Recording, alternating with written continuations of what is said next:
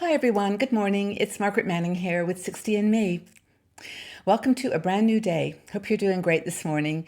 Having a sunny day, hopefully in parts of the Western Hemisphere. And I know you ladies down in New Zealand and Australia are having winter right now. So hope that you're just having a great time in your life and that you've woken up this morning with a positive attitude.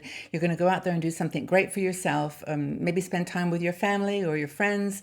But whatever it is, I just hope that you have a nice day. And again, thanks for being here. Thank you for joining us. Every time of the day you manage to pop in, and hope these conversations are useful to you. And if there's something that you'd like us to talk about, some topic that is on your mind, just drop me an email, Margaret at 60andme.com, and we'll talk about it. Every day I try to choose something that, that I'm thinking about, or that's something that I know from email and feedback that you've given me that is on your minds. So let's talk about some things today that just might put things into perspective for you a bit. So anyway, my cup of tea this morning. Okay, I'm being super adventurous. This is a tea. I actually bought a box of these mixed teas from a little place in the UK. It was in I think it was in Edinburgh, but it could have been in Inverness, but it was in Scotland. And I went in there, and it was a health food store, and they had all these exotic teas. And this one says simply, organic super seeds, nutritionally caffeine free. And then it says a meditative, oh, wait a second, a meditative infusion. Where's my glasses? It says an effective infusion, tapping into the powers of traditional medicinal seeds. So I thought, that sounds interesting. And you know something, it's actually really an interesting tea. It doesn't taste like anything I've ever tasted. It's sort of like a green tea, but it's made from medicinal herbs, from seeds. So I'm imagining it could be anything. But anyway, I'm alive still after having drunk a whole cup of this, and I'm on my second one now, so hopefully I'm okay. But no, it's fun. I mean, it's fun when you go to a new place and you take a look at the things that they're selling. And the brand is Heath and Heather Organic Super Seeds. Anyway, so what kind of tea or coffee are you drinking today? Or maybe you've got a smoothie or juice, something that you love. I hope it's something that starts your day in a positive way. So, how are you doing with getting older? How are you feeling? It's really funny. We talk about this now and again on 60 and Me, and we write about articles about it. And one of our bloggers, Laurie Martinek, wrote an article called How to Fall in Love with Getting Older. So falling in love is something that, hopefully it's happened to you once in your life at least, but it's something that takes you over. I mean, it's just like completely all you ever wanted in your life. And, truly being in love with a person is the most enriching and wonderful thing in the universe. Just that feeling of knowing you're cared for, that you're loved, that you're exciting to someone, that you're interesting. And I guess that's the story here, is that do you think that you're interesting and wonderful and intelligent, creative? Are you in love with yourself in that same way that you really can't think of anything else but doing things that nourish you, that make you feel good, and that enhance that love? So I think it's a really cool analogy, and I think if you were to ask me, am I in love with getting older? I would say yes, because I do feel, not that I'm the only important person in the universe, but I do feel that I'm giving myself more time. I don't care quite so much about what people think. I'm not so judgmental of myself, and that's what Laurie was trying to get at, I think, with this article. Sure, her body's changing. Your eyesight may be getting a little bit wonky or a little bit worse, or your hearing. You may not fit those dresses that you wore in high school. But there's something about you that is timeless, and I think that is one of the qualities of love, that there is no time. Time stands still. You don't judge that person as they get older or as they change. There's something deeper that you accept and you adore. So what does she love about getting older? And I think maybe we can resonate with some of these ourselves, which is, first of all, she has deeper relationships. And I think this, of course, it can go both ways. I mean, if you're losing friendships or losing people, to illness or whatever, that's sad. But in the relationships you do have, I think you do go deeper because you care more about making them last, about making them be meaningful and significant. And so I think deeper relationships is definitely something that I've noticed. And I have fewer friends now because I'm busy with my work and I do like my time on myself. But I have the friends I do have are ones that I would do anything for. My family, of course, as well. You would just do anything for them, and I think that's when you truly love someone. You really love yourself. You do anything for yourself that's going to make you happy. Laurie sees things more broadly. And I think that's a really interesting observation that you see things from a wider perspective. You don't quite see it through that narrow lens of, as an employee or as a wife or mom, that you see it as a holistic view of a situation. And I think that's why, maybe that's why relationships are deeper, because we see the whole picture. Another thing is she worries less about how things will turn out. I must admit, I do worry about this now and again. I think it's just my nature. I'm a bit of a worrier. I'm a warrior too, but I think I worry about how things will turn out. And so sometimes that stops you from doing things that you fear might result in something unexpected, or it's not so much risk taking as it is letting things play out. If something not so good happens, you took a risk, yeah, but at least it was seeing something play out and taking a thoughtful, considerate view of the decision, but not worrying about the outcome. I think that's hard, but how do you feel about that? Do you worry? Are you a worrier?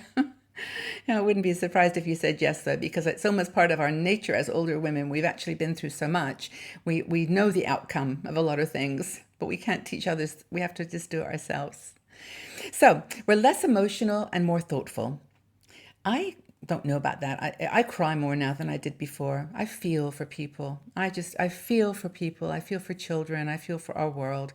I really do feel deeply. But I think Laurie's right. It's not so much emotion anymore, like reactive and defensive. It's more thoughtful. And I think that's the point. Care less about what people think about me. Of course, we all want to be liked and loved and accepted, but if we love ourselves first, then that we are in love with the most important person.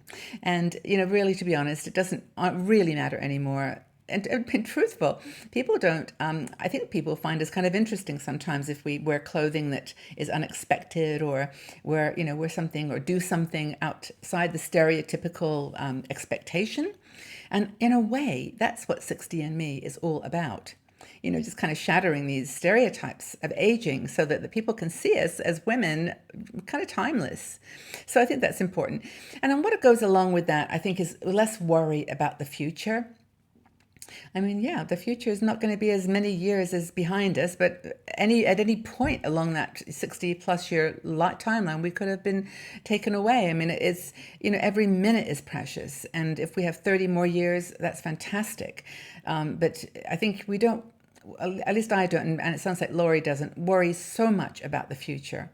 Yeah, I have concerns. I'm a little fearful of and not getting everything done, and not seeing my grandkids grow up and have their children, and all those things. But less than I used to, for sure. I feel like I'm more in control. Do you? That would be an interesting question to ask you. Now, worry less, enjoy more is what Laurie says. Another thing I think is that expectations are a little bit lower. So we're not quite as heavy on ourselves for expectations. And when we're in our careers, we expect ourselves to be perfect all the time. I think now there's less pressure to deliver and to perform, and more focus on the experience and things, rather than on the achievement or the possession. So I think the expectations, and since we've been there and kind of done this on a lot of areas, we're not so much questioning our decisions. For example, when it comes to downsizing, I know I've let things go that, maybe 10 years ago I would have held on to for dear life, because there was some part of me, they were like tangled up with who I was. They weren't just things I owned. But now I think I'm much less, I expect less of myself and of others because I know people are just doing the best they can, truly. And that somehow letting them work into their issues, get through them, is the best gift that you can give someone. So have less expectation about yourself and others. And then, finally, in Lori's opinion, I think it's really true that learning to appreciate me in the sense that you know what it is, what it's going to take to make you happy. And some of the things that you maybe restrict yourself with, you say that you're not going to do this or that and hold back. That it's okay to do them. Just to give it a shot, have a go. Maybe you'll fall down and have to pick yourself up, but you've got a lot of experience to fall back on. So appreciate you. Also, you've got stories to tell. I find this with younger people. They just are fascinated by the fact that I shook hands with Paul McCartney. I did. This is a true story.